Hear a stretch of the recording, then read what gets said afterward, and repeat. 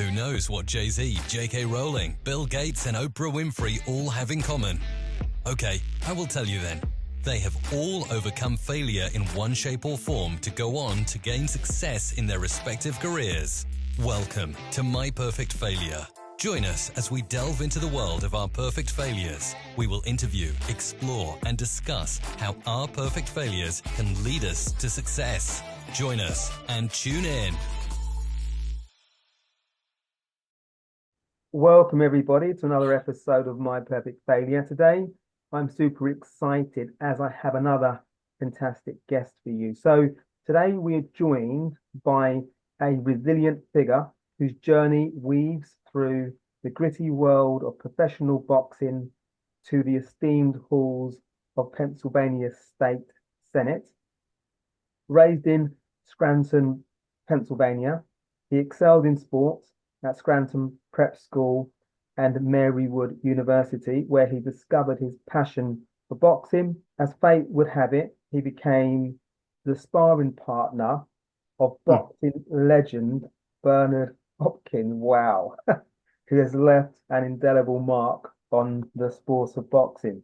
Transitioning seamlessly from sports to politics, he became a state representative before ascending to his current role as a distinguished state senator. So a very warm welcome to My Perfect Failure, Marty Flynn. How are you, Marty? Not too bad, Paul. Not too bad. So this is the first. So today's the first time I ever had a boxer and a politician. So that's quite a blend. I didn't know when I started the podcast that was such a unique blend. So I guess as we get deeper into the conversation, we'll see where the similarities start and where the differences end. So I always joke with people. I said boxing is a lot like politics.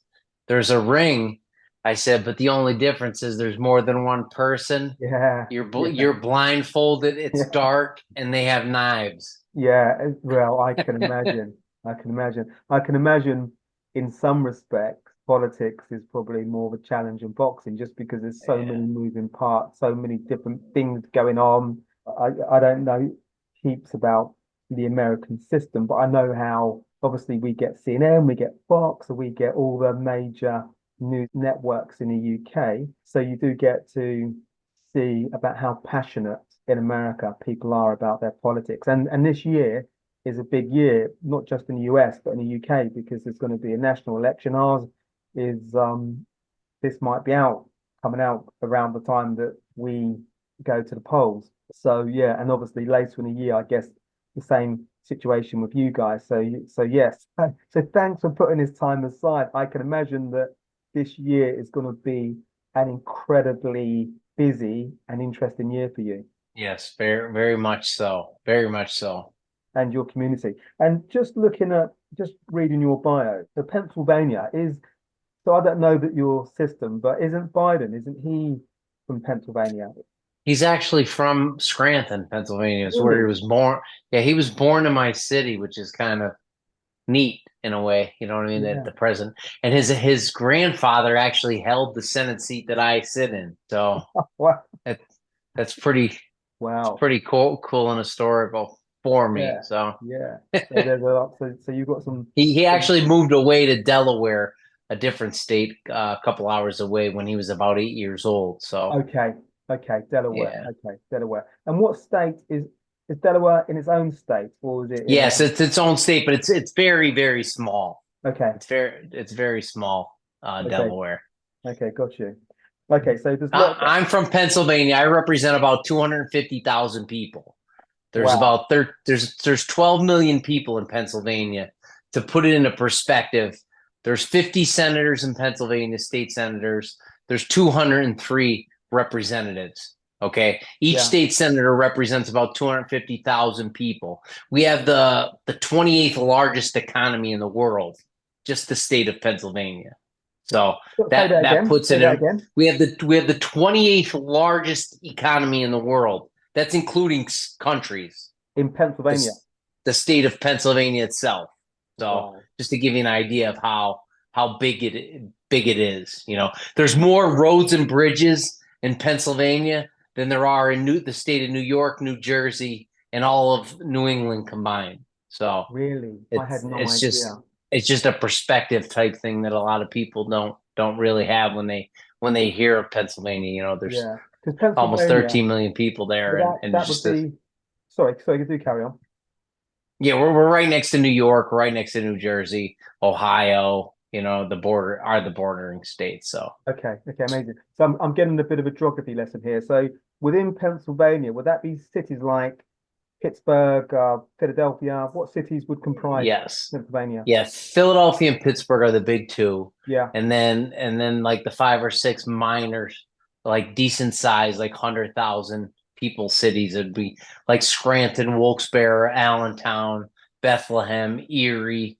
You know, those are kind of the post-industrial cities that are that like industrialism is kind of like left behind, and we could say in a sense that are yeah. kind of year in and year out trying to reinvent themselves. So Okay. As you're talking, I'm thinking around maybe one difference between boxing and politics, and I don't know this, but I'm just making an assumption. So when you said that you've got massive economy, so that's huge responsibility, and I think you said that you represent 250,000 people within your state. So I'm just thinking that's probably a bit different from boxing because boxing you're representing yourself and your team and yeah, your family, but it's like with politics and the people that you represent, that's quite a commitment, but a huge responsibility. true. But you know, the boxing is you're starting out yourself.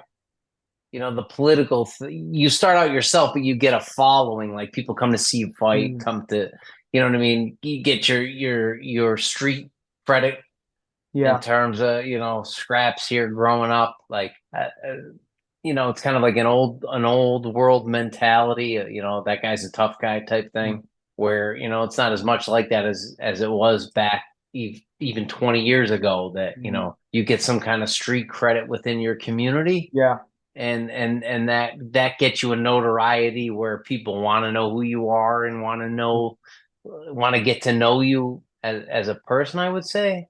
yeah, And that kind of brings you out and familiarizing yourself with everybody in the community, in the bars, and the growing up, in the bars and the pecking order in society, say here yeah, in America, in Pennsylvania. That kind of meant something at a yeah, time, and that's how you get to know people and they find out who you are. And then, when I was a state representative, the first time I ran, you're representing 66,000 people. So, a significant percentage of my neighborhood was basically in my district. So, I kind of had that covered through sports and boxing in a sense that, it helped me become known, and you yeah, have to have the right personality for it. You have to be a friendly, outgoing person that gets to know everybody. Oh, I thought you'd be a lot bigger. You don't yeah, look like a boxer. That, you know what I mean? yeah, That kind of thing. But yeah. yeah.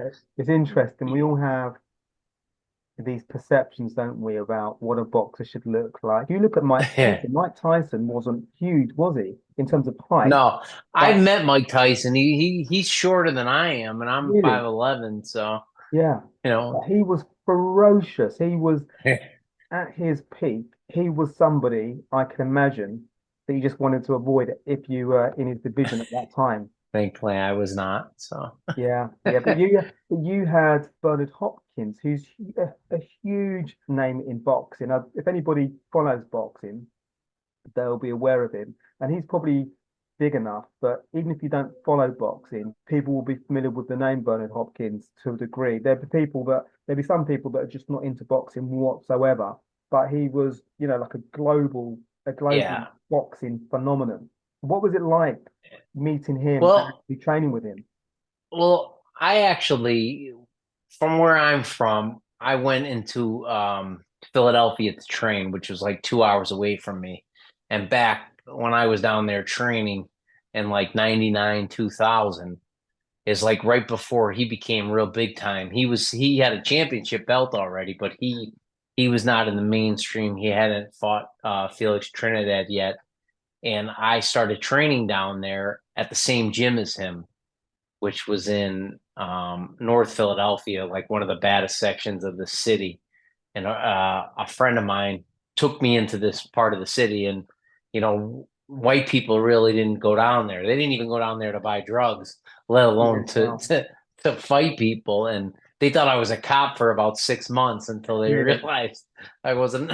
I wasn't a police officer, and I just kept coming back, and Bernard really he took like a liking to me and noticed, my work ethic and how I operated. And we became pretty good friends. We still talk probably about once a week, once every other week. Really? That's amazing. Yeah. Tell Yeah. him he's welcome on the podcast.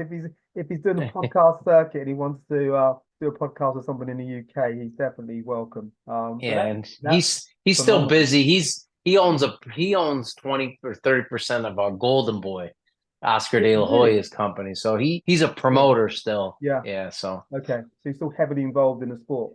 yeah, heavily involved. Mm. So So I was just thinking about you taking that journey to Philadelphia to as a youngster to get involved in boxing. So clearly you were very ambitious and very serious, because that kind of separates people a little bit. I think if you're willing to take the journey to, because was it 2 hour journey, did you say?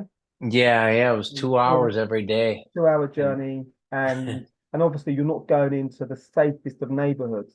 So you're going your 2 hour journey in a the petrol, as you would say, was a lot cheaper back then, and yeah, the tolls were a lot that helped. cheaper. That helped. So what was it? I always think about, not that I've really been in too many boxing gyms, but when I've gone to boxing meets, or I've maybe I've gone to see a friend who's in a gym, a boxing gym. To me, they're quite intimidating places. What did you feel initially when you started going into boxing gyms? Yeah, I didn't care because I was just there to get better Yeah, and to fight, and I just didn't care. I was too young and stupid to care. You know yeah, what I mean? But it was definitely like drug infested area, like neighborhood. But you have your preconceived notions, especially coming from like a purely white area, mm, basically, to like smack dab in the middle of an underprivileged um area that's just time forgot, mm, basically, that public resources don't reach these people's doorsteps, let's just say. And to be in there, but then to see the reality that your respect is earned, the love and the friendliness that once people saw that I was serious. There were kids that were going to school on empty bellies every day coming into this gym that had nothing but love for me. mm. That Really? it was just awesome to see and awesome to experience that kind of like socio-economic experiment where Yeah. the script is like flipped and I'm the minority in their world, and to see how I was treated, and I to finally to realize and have it illuminated to you that people are people. You know what I mean? Mm, That's it. Their skin color doesn't mean shit. yeah. Colors are for crayons, I say. Yeah. Keep No, it I in the love that. crayon box. I'm gonna borrow that. I have not heard that one before. Yeah. Um, People are people, colors are for crayons. yeah, I love that. I'm gonna have to use that as a short. So it just occurred to me that as you were, I guess, going into this community where there was, clear deprivation, and you were, it feels to me that you were almost absorbing that, and you were learning, and you probably lots of empathy I can feel in terms of how you're describing that. Do you think subconsciously that was almost teeing you up in some respects, that maybe you were going to do something in the future where you were going to be serving people? No, No? I don't. No, I don't. I think it in the future it armed me with that kind of empathy and camaraderie and identifying with people. And so, like, a lot of the Philadelphia and Pittsburgh members are from the African American communities in Pennsylvania that, like, I'm not the guy that walks up and shakes their hand like this. You know what I mean? I Mm, come with the brotherly love because I've experienced it. Like, that has armed me, those experiences that I had where white people from middle class areas and cities wouldn't have that kind of social knowledge, I would say, in these situations. And it has helped me deal with members of my caucus and the other caucus. But do I think it teed me up? No, I would say no. It just armored me in a sense with, with life skills and talking to people and identifying with people, I would say. Okay. So I've written down 2 questions I want to ask you before I forget. So do you have a favorite boxer of all time? Yeah, I would say like Bernard is probably my favorite, being that, he's a top 5 great of all time. But I'd say Sugar Ray Robinson was probably the best ever. Put the gloves on, Okay. And my last question around this, maybe not my last question around boxing, but it's a question I wanted to ask you just because I was intrigued. Do you have a favorite boxing era? I kind of do, like that 50s, 60s era, like my grandfather's time. Yeah. Like I 50s, 60s, I think is the golden age of So would that have boxing. been, was that Sugar Ray Robinson? Like Sugar Ray Robinson, yeah, like Tony Zale, the Graziano, all in just Sugar Ray Robinson's twilight years, because he started off as a lightweight welterweight. Yeah. That moved in. All the footage we see of him is at middleweight, and that's past his prime, where he beats LaMotta, he beats Carmen Basilio, that's him past his prime. They don't even have footage of him in his prime, Okay. So for you, box, and I'm sure I read something, or maybe one of your interviews I've listened to, where boxing, was that in your family? Were there other? Yeah. It's kind of funny. My father's father was a pro, and my mother's father was a pro. So both of my grandfathers, and then it branches out in the other sides of the family too, where I had great uncles and other sides of the family that were fighters too. My mother's mother's uncle was a boxer too, so it's kind of weird that it runs in there, but it kind of skipped a generation. And I would see the old pictures, and I'm like, I want to do that. And my parents would look at me like, "What are you, nuts? You're going to school." Yeah, because it's quite intimidating going into it. I've been in a ring, not to box, but yeah, and it's to get in a ring, and it feels enormous when you get in a ring. To me, it did anyway. And this was on holiday, so you could just go in a ring.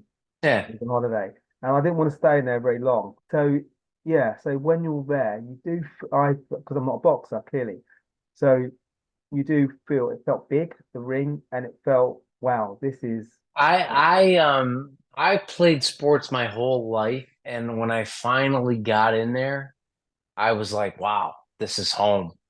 Wow. So it was like a great feeling and an addiction, basically, to like in a way of life for me that the sport presented, that I accepted, that was part of who I was, and like way before I even did it. And I was like, oh, this is what I was supposed to do. And then I did it.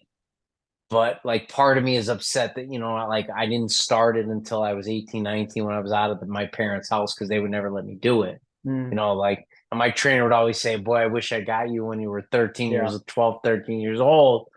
But, my life could have went a different way. Like I wouldn't be able to speak in complete sentences today if that happened. Do you know what I mean? So like everything happens for a reason, and I'm just glad that, I finally found that part of my life, which is in my past now. But I was able to experience it in the capacity that I was, from a novice to doing it at a very high level with high level people, never getting to be like, I'm not saying like I was this great fighter, because I wasn't, but I didn't have the time. I didn't have the reach, you know what I mean? The physical, I could punch a little bit. I had very good skills, but I had a 68-inch reach for middleweight. It's just, it's a numbers game, bud. Yeah. Taking 3 to get 1 is not a good recipe for success in boxing. Yeah. So I think you referenced a valid point as well, because when you said that you were 18 when you started, We Yeah. spoke about Mike Tyson earlier, and I think he was starting to 14. Yeah. when did he win the world title? Was it 20 or 19? 19, yeah. Yeah, And he so started at 14. yeah. So and if he started at 18, clearly he wouldn't have been Yeah. fighting for world titles at 19. And the whole difference is like when you learn, a child learns, their brain absorbs like a sponge. Yeah. Once you like till you're 13, like 13 to like 16, 17, but like 18 to 20, your brain is almost fully developed. Mm. So it's hard to relearn things. It's Yeah. hard to learn things in that sense. Do you know what I mean? But It yeah, becomes it 100%. becomes an issue of trial and error. You're 18, you want to get in there. You know what I mean? When you're 5 years old to 8 years old, it's more instruction based. It's more basics. You know what I mean? You're not that young adult that wants to jump in there and spar with everybody. Let's fight. Let's fight. Yeah. You know that you're learning from getting hit. You're Yeah. not learning from instruction. Let's just say. You know. No, that makes sense. I think kids, to your point, are like sponges. You get them at an early age, whether it's boxing, football, tennis, basketball, whatever sport it is, start young, they're absorbing, and you get that muscle memory, you get a feel for if there's a sport that they particularly like, and if they do, then they can take it to whatever level they want to, or they're good enough to, and if they want to maybe professionalize it. So yeah, I totally get that. So boxing, I'm a huge fan of boxing. So you do that, do well at that, you get to become a pro, which is phenomenal. How many people get to become pros in any sport, but particularly boxing in America? Tough place. Actually, so was it the Champ Gym? Was that your gym? Champs Gym, yeah, that was it. Okay, so the Champs Gym. Tell me about that gym. Is that a famous gym within the boxing community in America? They called it the baddest gym in America, in the world, the concrete jungle. It was ridiculous. Like Yeah. dirt floors, no heaters. There were propane heaters in the middle of the winter in there, like jet torpedo heaters that are what heated the place. You know, like no running water, brick walls. You know, there were two rings on the floor. Like it was just ridiculous. The amount of talent that went through that Yeah. place. Like Ivan Robinson, he beat Arturo Gatti twice. He trained there with us. Will Stretch Taylor, Buster Drayton would come through there. Bernard Hopkins was there every day. Like it was just who's who of amateur boxing in the United States. Wow, Rock and Tiger Allen. Rock was an Olympian. Dynamite Dargan, Carl Dargan, Rock Tiger, Bear Allen. I said Mike Sharp, Mike Dargan. He was unbelievable. There are just so many great. Will Stretch Taylor, light heavyweight. There were just so many great fighters in this gym that was like literally a hole in the wall in 28th and Huntington. 28th and Huntington in North Philadelphia. Just okay. Is it still there? No, the building is still there. Okay. But I think it's a auto body shop now. But oh, really? Okay. Legendary trainers there, legendary trainers. It was unbelievable. Just the knowledge that I acquired. Yeah. You know, because I remember everything because I learned at such a late age. So like coming from Scranton where for my first year of boxing, you know, it was limited stuff where guys were teaching me how to punch straight, things like that, which are great. But, you know, when you start learning the nuances of footwork and punching while you're moving from these guys who were basically like a Jedi council of boxing minds from the Philadelphia area that, you know, worked with some of the greats Philadelphia's had to offer in the past 50 years. There's like 5 or 6 trainers there every day that, you know, were just brilliant boxing minds that, you know, would tell you this, you'd hear them say this or that. And like, I absorbed all that and it's all up there, you know? Yeah. Do you have, sorry, I'm fascinated with boxing. So I'm asking all these questions. To get into the transition to politics in a second. But just around that, the Champs Gym, you just reeled off a bunch of incredible names, people that went to the gym and people that have done incredible things. gym's no longer there, but do you guys ever do any reunions where you all get together and maybe talk about the There's old not days? there, not it doesn't work like that, like reunion wise, because a lot of these people, like a lot of them have been into trouble. A lot of them are in Okay, jail. Some of the guys are still involved. Some are retired. But the best place to like meet the boxing community is at like the Golden Glove, say, or like the ABF. Like whenever there's like an amateur title or an amateur fight in Philadelphia, if I go there, I'll see like everybody I okay, all train with. right, okay, And like there's like in the United States, there's boxing in the US and then there's boxing in Philly. Like Philly is the boxing capital of the world. Like really, period. Yeah, I don't care what anybody says. Like, yeah, don't get me wrong, like in Chicago, in Ohio, in Cincinnati, like say, there's places like this all over the country, but like Philly in itself is ridiculous. mm. Like there's a whole subset world. Like even the homeless people in Philly know how to fight. like, like people tell you that. It's part of the DNA of Philadelphia and part of the culture, Okay, like boxing, period. There's no high school wrestling or any of that in yeah, Philadelphia. It's like if you're a young kid and you're in combat sports, like you're a boxer in Philadelphia. yeah. It's just it's that ingrained into these kids and what's going on. So If I visit Philly, I'll have to bring my oh yeah, you boxing have class, to. get some training, get Yeah, some there's training. there's some awesome gyms down there and some great, brilliant boxing minds in Yeah, Philadelphia. no, Yeah. sounds it. No, it sounds amazing. So boxing, as we said, love the sport. You turned professional, training with amazing people like Bernard Hopkins, and then you, at some point, you transitioned to politics. So, what was the motivation? It just happened where like life starts happening. Like, yeah, I want to be a pro boxer. I'm fighting in these club shows, making a couple bucks, but like making a life is another thing, where you have a college degree, where you have a job, you want to make a living. So, taking short end money on fights, I'm just like, dude, I can go like work at a county, like I worked at a county prison. I had a bar, I owned a bar for a little while. So I was making money. I didn't really need it. Mm. So it got to be part-time in a sense. And a really funny thing happened too.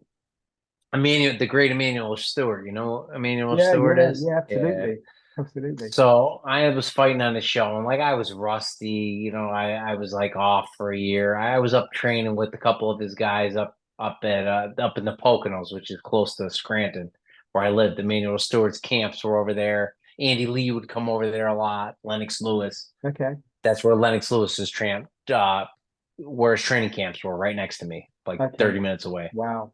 And he actually came to the show, and I lost the decision to a guy like I probably would have beat if it was like a longer show, but because I haven't fought in a year, they made me fight a 4 rounder, and like I lose a decision to this guy. When after like 2 rounds, I got the rust off. I started putting it on him. Fight was over. They give the guy the decision, and Emmanuel Stewart came over to me because I just met him, went to dinner with him a couple weeks before that. You know what I mean? We kind of like clicked and became friendly. And he said, Marty, boxing ain't a part-time sport, bud. You know Mhm. that, right? Yeah, And I looked at him. I was like, yeah, like you said what I already knew. You know yeah, what I mean? Where I was just like, let's just, I'll do it to keep in shape, but it wasn't something that I was going to continue to do. It's like boxing in a part-time sport, son. You can get hurt yeah, in this game, and yeah. that's where I realized time to go another way. So that I was Technical working at a professional. yeah, yeah. And I was working at a prison and that kind of seemed like like that was getting dead end for me. You know what I mean? I wasn't being Mm. challenged very much. And a local politician in my area I didn't think he was doing a job that well. So I took a shot and I won the election and became the state representative in my area. I did that for 9 years and then my senator stepped down and the vacancy opened for my Senate seat, and I ran for it and won. Those decisions lead to state senate. What exactly does a state senator? I told you we were one of 50. So we are elected to vote on a budget every year. We have Pennsylvania has a $42 billion state budget, about $42 billion a year. $42 billion. Yeah. That's And insane. with federal subsidy, it's probably north of 70, 75 billion a year to Pennsylvania. And we are constitutionally obligated to vote for a budget, but we also pass and change laws in Pennsylvania. And what I tell people a lot of the time, I'm a Democrat. The legislature the House is for the first time in 30 years Democrat now. So as soon as I left, it became Democrat. I was in the minority as a Democrat there for 9 years. I leave, it becomes Democrat. I'm in the Senate. It's still Republican in the Senate, so I'm still in the minority. And the governor is a Democrat. So we have, I think it's the only split legislature in the country, the United States, is the Pennsylvania House and Senate. So in the minority, it becomes very important because it's hard to have policy because the majority party sets the calendar and runs the bills. So they won't run bills that are mine unless there's some kind of deal made up, or so it gets really hard to like push policy when you're in the minority. So we have to become very good at helping people navigate the state system. That's really where I pride myself, is helping my constituents with their state issues, being like a driver's license or unemployment, helping them get people on the phone, those kind of things. Yeah. Kind of like a switchboard operator. So me and my staff are very busy with that kind of stuff, and then trying to get issues, bipartisan issues, across the finish line in PA, because I'm basically I'm a Democrat, but I'm pretty middle of the road, I would say. So does that mean that you're not is it hard right or hard left? You're more center. I'm more center. So the people on the far left don't like me, and the people on the far right don't like me. Okay. So does that mean though, if you've got more, because I think that I'm probably more, that I'm not a politician, but I would probably be more sort of there in the middle. Yeah.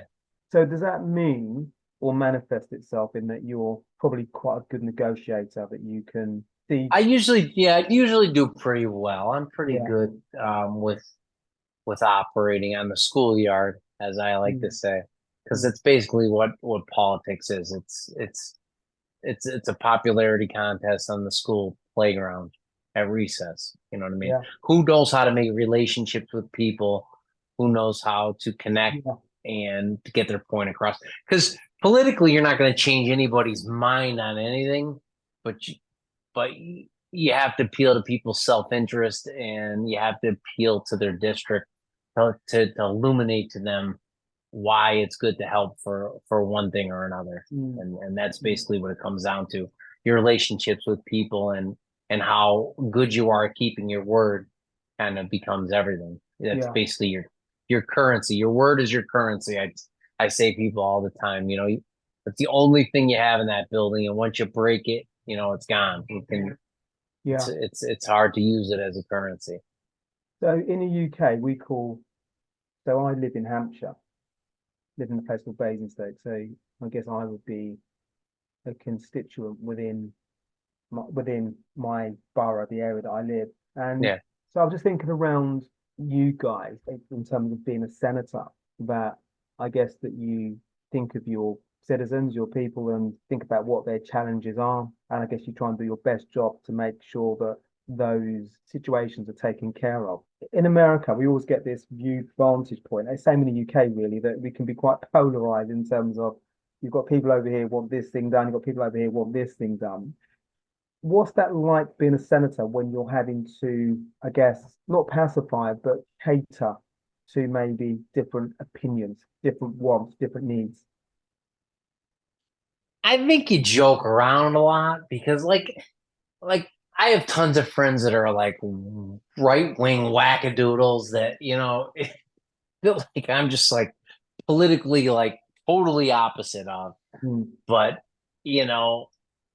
you try to plant seeds, you try to joke about things, but you know you're never going to change their mind, and you know their experience of where they're from.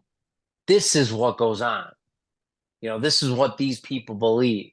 You know, like for instance, if you're from an area that doesn't have a police force, you have the state police. The PA State Police are your police. They don't care about municipal police departments because they have the state police. You know what I'm saying? Yeah. So like these certain issues, they have volunteer fire people, so they don't care about professional fire people. You might not get that in England, but like where we're from in Pennsylvania, there's a lot of volunteer fire departments in rural areas. But in the cities like Pittsburgh, Philadelphia, Scranton, we have professional fire departments. Okay. So a large chunk of our budgets for our cities go towards fire pensions and police pensions.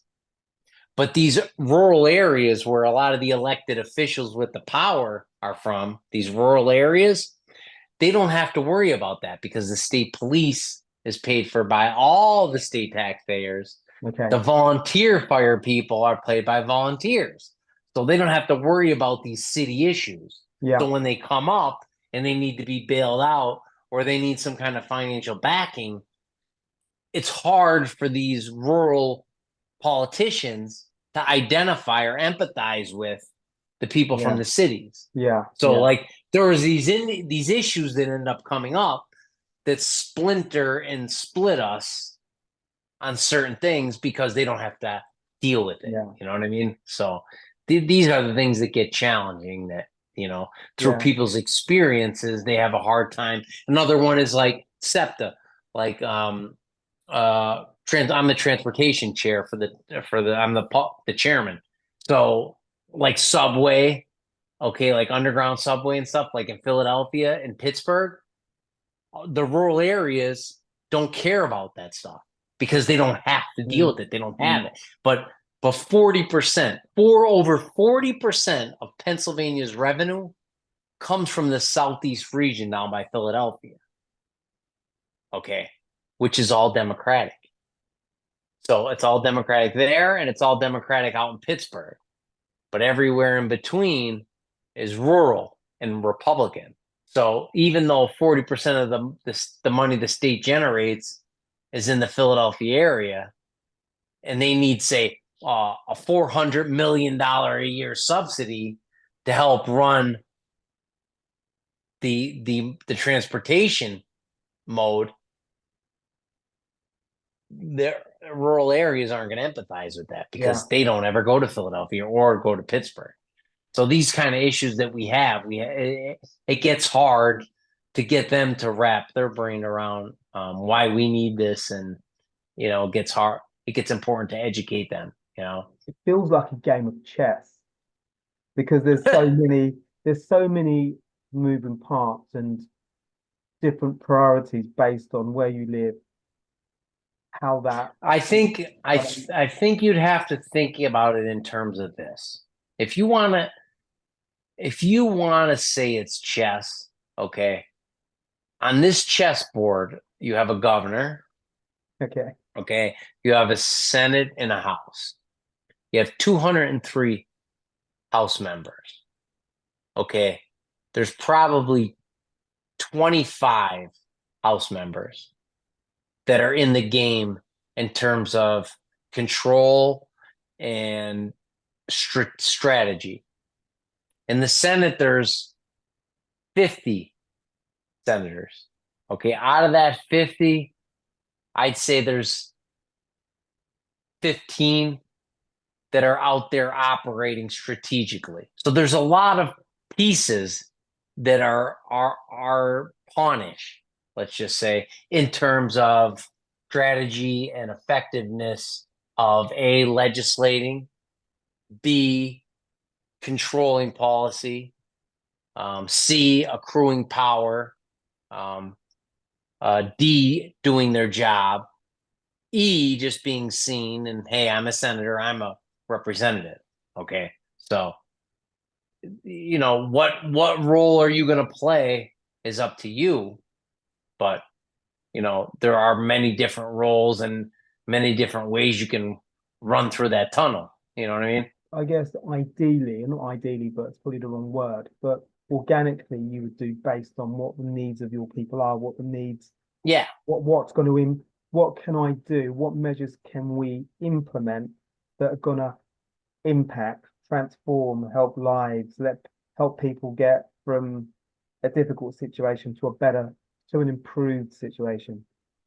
And my sole legitimate purpose is I go to Harrisburg to get the people of my district the money they deserve.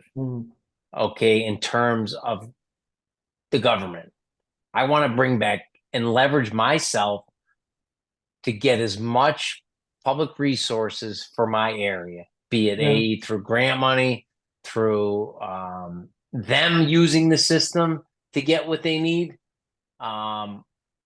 building things, making it a better place.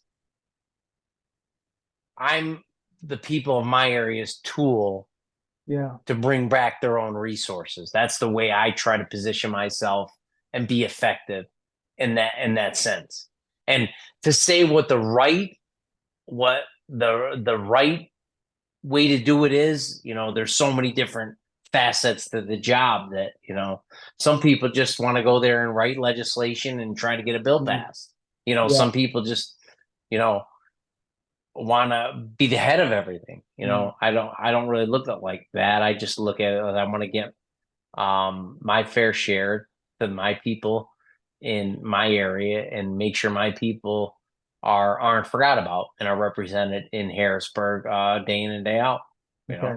So almost, and I guess the same could be, maybe question could be asked of UK politics as well. But in order to get things done for you to serve your people and your people to be catered for, is it a balance of being visible, shouting the loudest, negotiating, or is it a combination of everything?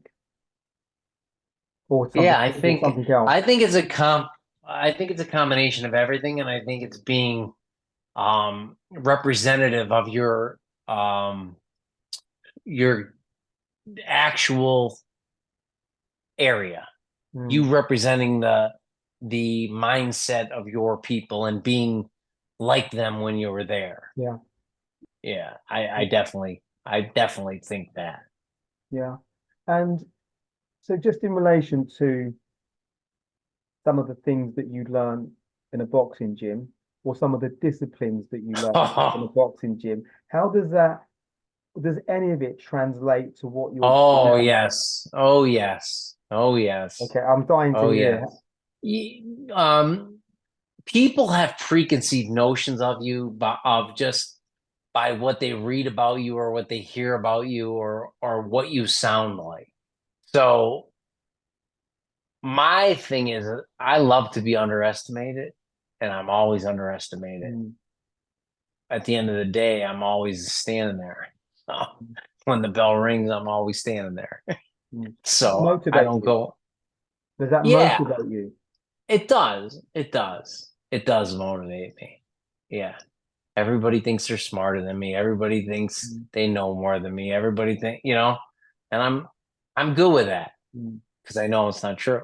There's a lot to learn because I was thinking about politics around, particularly if you're the senator for a region, say 250,000 people, there must be any number of different areas within that. It's probably health, education, like, I don't know, energy, kind of like, I can't think of all the sort of terms that would go into ensuring that your people are looked after, that 250,000. So within that, there's any number of different things to be privy to be aware of. Yeah, you're talking about millions of dollars that every single nonprofit or every single organization that's trying to help their community is trying to get access to wants my support. So in that alone is a great responsibility. And having the foresight to sift through and figure out who's doing a job and distributing these resources, who deserves them, Yeah. who's been a good partner, is a great honor to be, bestowed upon, Yeah. And I imagine that the senators like yourself having a great team that you can work with and that can support you, can help you with some of processing, what's going on here. Do we like what they're doing? Let's maybe have a sit down and find out what's going on here. And I imagine that's incredibly impactful to you when you're making these important decisions. Yeah, when you're a state rep, you don't have anybody that like writes legislation for you. That, like, I had a staff of like 3. Now I have a staff of like probably around 8. You know what I mean? I have a budget of close to $1 million on salary. So, it's imperative and paramount to have great people around you.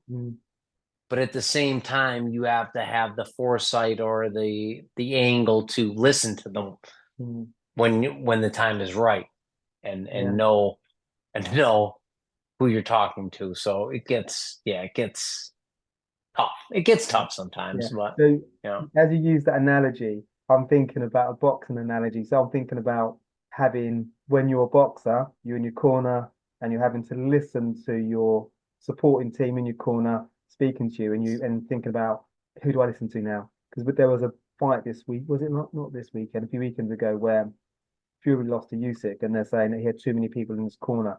So there was too many, so he couldn't really, 3 or 4 people talking to him at the same time. It's probably difficult for him to work out, what piece of information to take. Yeah, and knowing, like I said, you can have the best people around you, but if you don't listen to them, what use is having them around you? Do you know what I mean? And knowing who to listen to under what circumstance is another thing, and knowing and trust is like another thing you have to bring into the fold. Like, who do you trust with the way you think? Massively, with the way you think about certain things, it's just different. It's just different. And there's so many things that, like, in my area particularly, there has been so much like corruption over the years, and the way the like political laws, the way they sit, you have a state job as a senator, but then to become this state senator, you have a political element. Okay. But the political cannot trace the state. It can't cross over. So you can't use state resources to help get yourself elected or talk or do anything during that time with your staff. And like, there's a lot of things you have to be very cognizant of and keep separate when in a world that crosses over constantly, especially with lobbyists and meetings. And it's just, you have to be very cognizant of the way things operate. Feels like, for the uninitiated, i.e. me, feels like a bit of a maze in terms of the different things that you have to be cognizant of from how you can act, how you can't act, who you can speak to based on trying to do this. So is there anything about getting into politics that has surprised you, that you thought, I didn't expect this? And maybe there's lots. I didn't expect how unregulated or how black and white it's not. It's really? It's not explained to you in a black and white sense. Everything is gray. Okay. And and it's not what is, it's what's perceived. I live in a world of perception. Being a political official, it's just what people think. It's not reality. You know what I mean? The position of it, the as people say, like the power of it and this, that's all perception. It's not reality. You know what I mean? How people perceive you, which is it's kind of weird in a sense. And it's kind of like boxing in a sense that, like, having a tough guy persona, it's all perception. I mean, what's this perception of you before you get in the ring? You know what I mean? Which The great thing about boxing is you find out when you get in there, Yeah. and Is you that find out who that guy is. yeah? So is that saying I'm probably not going to say this correctly, but Mike Tyson says something about, I don't know, you think you're the baddest man in the world until somebody punches you on the nose. No, he says, what does he say? Everybody's a tough guy till they get punched. Everybody has a plan till they get punched in Yeah, the face. that's it. Yeah. Joe Louis actually said that originally. Really, really. Yeah. Okay, okay. So, and that's probably, I don't know this, but maybe that could be the same for politics because you might have a plan and then you get an email or something happens and it's like, well, we didn't expect that. Now we've got to learn, now we've got to adapt. There's so many things that are going on. There's like so few people that are controlling things that like there's so much going on that you aren't even privileged to know. And Really. you have to be able to smell that, and you Mm, have to be able to feel that. mm. It's a very high level um it's a very high level game. So Yeah. like I had somebody tell me, he goes, "Oh boy, you're in the NFL now, bud." This is the NFL. It feels like, you know what? It feels very interesting to me, but it feels that if you get involved in politics to your level, that there's a huge amount to learn. And if you'll probably never get to learn all of it No, because there's no. just like it's infinite. So I guess you only have to learn things when you come up against it and you realize actually, well, I think there's a bottleneck there. Let's do some And research on that. there's actually some representative, like a couple that I could think of that are like basically borderline, just borderline savant that know everything about everything. Really? Okay, but I tell people it's like knowing a little bit about everything and picking your lane or your lanes Yeah, and your yeah, what you specialize in. yeah, Like transportation is the stuff I specialize in now. That you know what I mean. Roads, bridges, getting things yeah. fixed, that kind of stuff, and being good at that. Okay. So other stuff like comes to hospitals, healthcare providers. One of the representatives from my area, Bridget Kozarowski, who's a nurse, I go to her because I know that's her specialization, her forte. So, it's knowing to go where for the information and learning about it. Yeah, And having the knowledge to know that like everybody that's giving you information isn't necessarily giving you the truth. They just want you to think a certain way about their subject matter that's and wow. So that's and wow. So there's all kinds of nuances to this. yeah, because like you have lobbyists who come with their clients, they Yeah, want to tell you about this or that, but if they get to you before somebody else, they're planting things in your head, and it's not necessarily the reality of the issue. You have to get both sides and find out things. You know what I mean before you say, "Okay, I'll support that bill or I'll introduce that legislation," because there's always a backstory. You know yeah, what I mean? There's always this other side to something that it's crazy the yeah. issues. So if I'm a lobbyist and I come to see you, say we're changing with a fictional scenario. So I'm a lobbyist. I'm based probably in Pennsylvania in your state. I come to see you because I want to promote something that I've got this wonderful idea that's going to be impactful for the community, and I present it to you. Would you need to, before you can make any kind of decision, you need to obviously think about what I've said, but maybe you need to speak to other people that are in the same sort of ecosystem, but maybe they're coming from a different vantage point. And then once you've got maybe a holistic overview of different people you've met, then you can make a logical the best decision you possibly can given the conversations you've had. And but well, it comes down to this too. It's the same faces and the same people, and what firm, who they're affiliated with. It's making the relationships through the years, through the time with these different lobbyists, Mm, and realizing who's who and how they operate. yeah, Also, you know what I mean. What kind of person am I dealing with here? yeah. Or do they shoot me straight? You know what I mean? Mm, That kind of thing also comes to the forefront too yeah. when You must get to in your job, get to the point where you're very perceptive and you, I guess, are able to form maybe good judgments about characters. I would say that's probably my number one strength in anything is probably reading people, because every job I've ever had has been, I was a boxer, I was a bartender, I was a waiter. It's all understanding people's body language and I was a CO, corrections officer. It was all understanding the way people operate. I was a bar owner. It's all seeing the way people act and operate, So having hack intelligence in a sense is probably my strongest attribute to understanding situations and what's going on. Yeah. But and then sometimes you think you know something, you don't know anything. Yeah. That's the other thing you learn, Yeah. Like Well, all your I think that's wisdom when we realize that we don't know everything. Because sometimes you can think, I know everything, but nobody ever does, do we? yeah. And that's the greatest part, to be humbled and be like, I was totally wrong. I really did not see that. Yeah.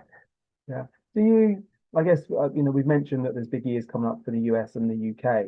Do you still I don't know, get excited in terms of the capabilities of the US in terms of what it can achieve when it pulls in the same direction? I'm actually disgusted.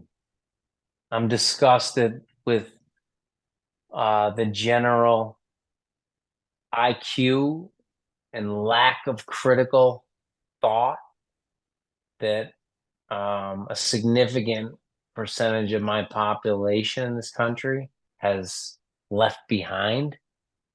I don't know if it's due to the deteriorating public education system. I don't know if it's due to certain political people leaving America behind by giving to corporations, but I just think we're getting to a point where people can't critically think about certain issues and see certain, let's just say, fascistic impulses and speak that, is only 60, 70 years in the rearview mirror, that, people's grandfathers died fighting, and now all of a sudden these people are hugging these ideologies that they're just not American. And it puts me in this disgusted place sometimes. Yeah, it's difficult to put a finger on it because there's so many moving parts about where people lose focus in terms of history and what's important and what's really important in life. And yeah, and it's difficult. I don't know whether social media. It's people that I grow up with. It's people that I like. It's people that I love that you think but then you realize they don't know, and they don't question, and they don't read, and they read memes and think they're reading. And that's it. But I think that's a challenge that we face globally, that a meme can be very impactful. People will go on Instagram and they will look at a meme and that will probably mean more than. And then I wonder, like, is it a systematic move? Is it someone behind a curtain? Is it, because we know so much about the logic of human beings, and and now TikTok and one TikTok for China, one TikTok for the US. Like what's going on here that somebody knows that we don't know? I think we're in a scary place right now. It's like technology is evolving, and the human brain is not anywhere near evolving to the degree that technology is moving forward. Well, that's massive. Maybe I'm not expert on this, but maybe the technology is advancing and the human brain is what's the opposite of advancing? It's decreasing in terms of critical thinking. Your point, critical thinking. But maybe we don't engage critical thinking enough. We are too fascinated with social media and memes and stuff like that. It's too impactful, and it's a bit of a melting pot, really, in terms of that. So I'm conscious of your time. You've got a lot of people to serve. So I just wanted to ask around, so this podcast, My Perfect Failure, boxing, anybody that achieves something is going to have failures. Bernard Hopkins has come back from setbacks and done incredibly well. And I guess in politics, we have to do the same. We have to be able to be resilient and come back from difficult moments. Do you have any observations around overcoming difficult moments in boxing, in politics, and how people can get up after those difficult situations? I just think looking at loss as time running out, not as losing, is like one of the most important things. I didn't lose. A loss isn't lose, it's just learning. You're just learning. Yeah. If you don't quit and you keep working at something and you just refuse to take it as a failure, I think you can always come back at whatever you do. Yeah. You know what I mean? Because in itself, life is going from the day you're born. Yeah. You know what I mean? The egg time is on. The sand is falling out of the glass. When your last piece of sand is, nobody knows. Yeah. But the reality of it is, if you just, keep fighting through it and keep going, you never give up, you never lose. Yeah, fighter's spirit. I love that. That's just the way I look at it. You know what I mean? Yeah, no, totally. Don't go silently into the night. Yeah. Don't. Yeah, no, it's a wonderful analogy, really, because I think it's very easy in difficult moments in boxing, in politics, and other disciplines in life to potentially accept situations and views. And even in boxing, like my ignorance, in a sense, gifted me with impenetrable armor, in a sense, that I didn't know that I was that vulnerable or that I could get that hurt. But nobody ever put me to sleep. Nobody ever stopped me in the gym. Nobody. And I've been in there with like world-class people with limited skills. But but my perseverance, my gift of toughness and grit, carried me through to where I could educate myself through that journey of that sport, to where the science of it became my ammo to survive. Because it does become, every day in that gym, they weren't coming to work with me. They were coming to put me to sleep. It's different.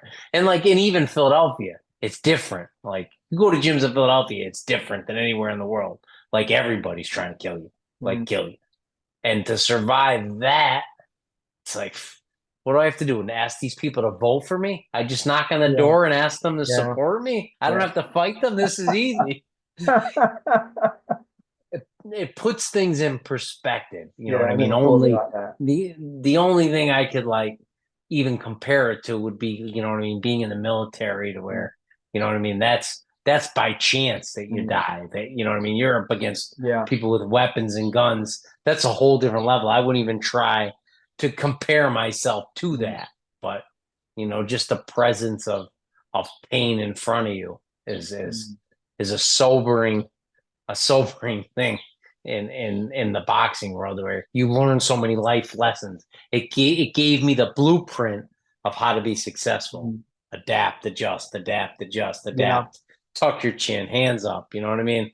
Adapt, adjust. You don't want to get put to sleep, No, it's just a wild experience. Wild experience. What amazing experience. Not too many people can say they've had, Oh, completely. To be in a boxing ring with Bernard Hopkins, amongst others, is really phenomenal. Like he's like, he's a world-renowned figure in boxing. Everybody. So a lot of my friends are huge boxing fans, and he's a great guy, man. Awesome dude. Like the best. Really. The best. Really? No. Yeah. Well, I can imagine. You don't want him on your podcast though, because you wouldn't get to say a word. things I wouldn't want to say a word. I just want to listen. Maybe I tell you what. This is a bit cheeky, but maybe in the future, maybe you and him on the podcast. That would be great. Yeah, possibly. Yeah, I That would be could talk. great. So maybe a future date, maybe you and Bernard. So three questions, if I may. So one, how important is resilience in politics to you? Oh, I definitely think it's important, but you have to pull out every stop to get whatever you need to get done. But at the same time, you have to follow your guiding light and realize that this is for the people where you live. Yeah. Okay, lovely. And so for people that want to find out more about you, is there any way people can maybe research you or find out more about you, particularly if you're in the US? Yeah, I'm on Facebook. I'm on Instagram, Marty and like Flynn. I have a Senate page, Senator Marty Flynn, on Instagram also. Okay, Twitter. Okay, cool. So I'll get the links from your team. They've probably already sent me. Awesome. Awesome. Yeah. And my last question is the recurring question. So if you could invite three inspirational people for dinner, they can be alive or past. Who would Marty invite? I would say James Baldwin, Robert Kent, RFK, or not JFK, James Baldwin, and Guy Ritchie. Really, Guy Ritchie? He makes the cut. Guy Ritchie. Yeah, Guy Ritchie makes the cut. Amazing. Okay, wonderful. Marty or Senator, love talking to you. Learned heaps about boxing, about politics, about how it connects and how it doesn't connect, and all the things you have to do to navigate and to get things done. So hugely insightful. So thank you so much.